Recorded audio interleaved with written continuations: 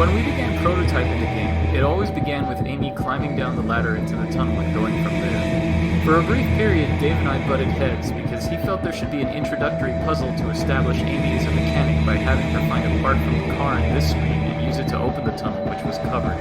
I fought against this as I felt starting the game on this screen would take away the impact of the post-title fade-in.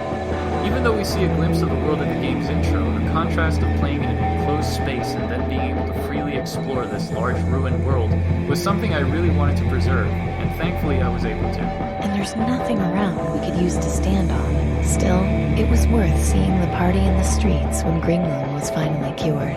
The walk takes a while, and lugging the stuff back's a chore. This screen was added fairly late in production after Ben suggested that the escape from jail seemed a bit too quick and easy. It worked out well because, as Dave says, it foreshadowed the mechanical ravens, and it was also a really fun puzzle to design. I really liked the idea of being able to have Amy interact with the environment indirectly via the raven, which opened up a much more interesting way of dealing with the standard mechanic of picking up items and escaping the room. I asked you to infiltrate the rebels and gain their trust. I did warn you that my protection could only go so far. Old and dusty. This is an older novel than I'm used to seeing. Have you had a chance to speak with the Reaper? It was in Sector 67, in a collapsed building next to a parking lot. You're not leaving here alive. Hello, Dr. Collins. I want you to go to Fripp Square. My sources tell me that a notable supporter has recently been showing symptoms of the plague.